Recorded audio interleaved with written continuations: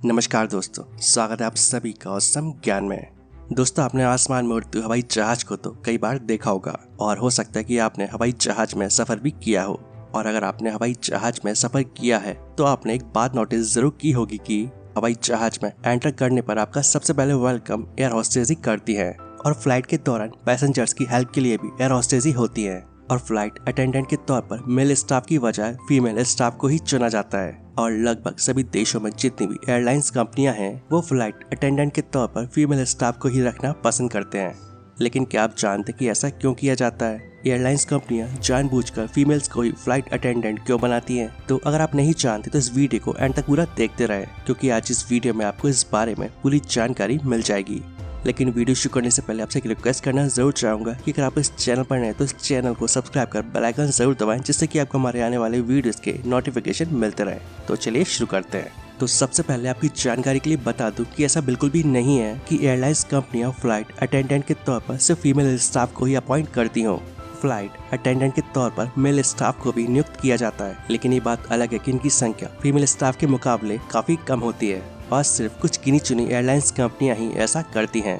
दोस्तों, पुरुषों को फ्लाइट अटेंडेंट के तौर पर अपॉइंट करने वाली कंपनियों का मानना है कि उन्हें कुछ ऐसी कंडीशन में ही चुना जाता है जहां पर ज्यादा ताकत और हार्डवर्क की जरूरत होती है, क्योंकि किसी हवाई जहाज में कैबिन क्रू का काम ग्लैमर से जोड़कर देखा जाता है। अब क्योंकि ज्यादातर एयरलाइंस कंपनियों में कैबिन क्रू महिलाएं ही होती हैं, तो एक अनुमान के अनुसार मेल और फीमेल कैबिन क्रू मेंबर का रेशियो 2:20 का होता है। हालांकि कुछ विदेशी एयरलाइंस कंपनियां भी हैं जहां पर ये रेशियो 4:10 का होता है। और साथ ही आपकी जानकारी के लिए बता दूं कि हॉस्पिटैलिटी से जुड़े कामों के लिए फीमेल स्टाफ को ही प्रायोरिटी दी जाती है। और दोस्तों, इसके पीछे एक नहीं बल्कि कई कारण हैं।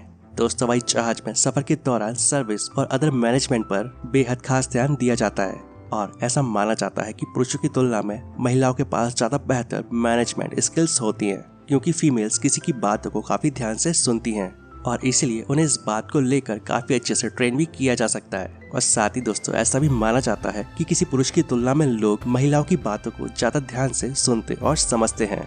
और साथ ही जब फ्लाइट में जरूरी इंस्ट्रक्शन दिए जाते हैं और सेफ्टी गाइडलाइंस के बारे में बताया जाता है तो उस दौरान महिलाओं को पैसेंजर्स ज्यादा ध्यान से सुनते और समझते हैं। इसके अलावा पुरुषों के कंपैरिजन में महिलाएं ज्यादा जेनरस और चार्मिंग होती हैं, और जो कैबिन क्रू बनने के लिए एक बेहद जरूरी गुण या क्वालिटी मानी जाती है, और इस वजह से वो बेटर कस्टमर सेटिस्फेक्शन में कैपेबल होती हैं।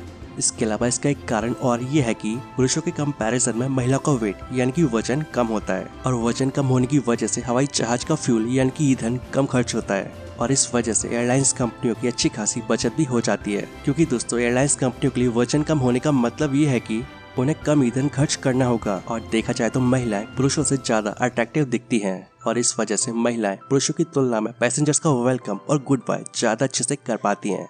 और इससे होता ये है कि एयरलाइंस कंपनियों की इमेज पैसेंजर्स की नजरों में अच्छी बनी रहती है, और जब उन पैसेंजर्स को फिर से हवाई सफर करना होता है तो इसके भी काफी ज्यादा चांस बढ़ जाते हैं कि वो उसी एयरलाइंस कंपनी से सफर करे। तो इन्हीं कुछ कारणों की वजह से फ्लाइट अटेंडेंट के तौर पर फीमेल स्टाफ को ही अपॉइंट किया जाता है। तो मैं आशा करता हूँ आप सभी को ये जानकारी पसंद आई होगी। तो अगर आपको ये जानकारी पसंद आती है तो प्लीज इस वीडियो को अपने दोस्तों के साथ भी शेयर जरूर करें, और इस वीडियो को लाइक कर हमें मोटिवेट करें, जिससे कि मैं आपके लिए इस तरह के वीडियोस आगे भी लाता रहूं। तो मिलते हैं नेक्स्ट वीडियो में ऐसे ही किसी इन्फॉर्मेटिव वीडियो के साथ। जय हिंद, जय भारत, वंदे मातरम।